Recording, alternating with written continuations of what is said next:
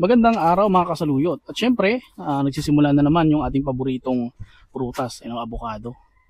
Yan. So may mga nagtatanong ano daw ang magandang gagawin. Dahil namumulaklak na ang karamihan ng mga avocado, ayan kagaya niyan. At syempre, nakikita natin, napapansin natin na ay ang daming nahuhulog. So, hindi kayo nag-iisa, marami din akong avocado dito sa lugar ko. At talagang nahuhulog na kung mapapansin natin, At lalo na, pag panahon ng avocado, panahon din yan ng amihan dito sa aming lugar.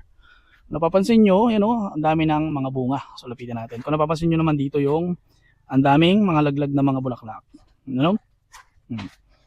Pero sa luyot, meron na naman tayong mga nabuo ng avocado dito. Napapansin natin, ito na siya. O, diba? Ito yung mga naunang bunga.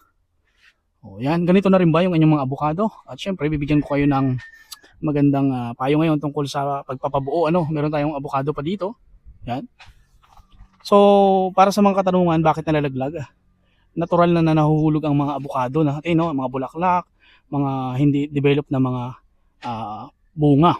Kasi kung papansinin mo, kung yan ay mabubuo lahat, hindi rin kayang suportahan ng puno lahat ng nutrients sa kailangan ng bunga para maging buo.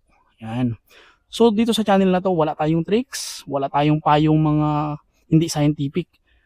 Kailangan ang susundin natin yung totoong natural na pangyayari.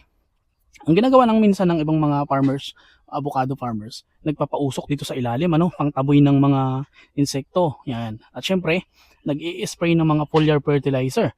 Ako kasi hindi ako nag-i-spray ng mga foliar fertilizer.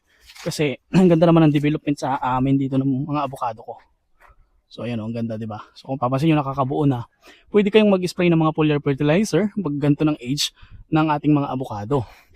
Any brand, kahit anong brand pwede 'yan. So pwede niyo once a week, yan pwede. At syempre, yung nga nagpapausok ng sa ilalim ng ating avocado. Usok lang, hindi apoy, para mabuo yung mga bulaklak natin. Yan. So ayan, syempre yung iba, nagsasabay ng foliar fertilizer at insecticide. Pinagsasama-sama nila yan. At huwag kayong mag-alala kung may nahuhulog, basta may natitira din. At syempre kung walang natira, ibig sabihin hindi na-develop ng maigi yung avocado natin. Hindi maganda ang pagka-cross-pollination, O, di ba? At syempre, isa alang-alang din natin yung lugar ng ating pinagkakataniman kung maganda ba ang quality ng lupa. At syempre, isa alang-alang din natin yung abono, abonuhan natin yan. Isang o dalawa hanggang isang buwan bago mamulaklak. O, mayroon pa tayong avocado dyan, O, di ba? So, kailangan abonuhan natin. At syempre, isa lang alang din natin yung variety ng avocadong tinanim natin. May mga avocado na kaunti lang talaga magbuo, kaya sa kapatid ko.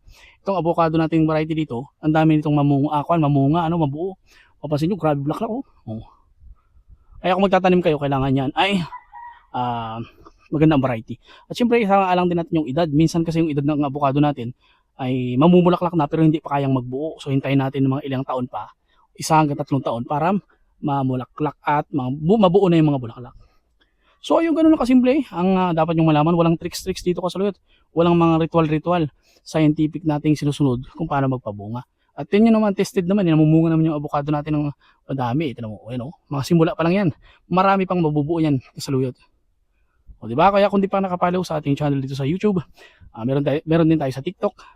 Click nyo lang at mag-subscribe kayo. Magtanong lang kayo dyan sa ating comment section kung may mga tanong kayo para masagot natin. Okay?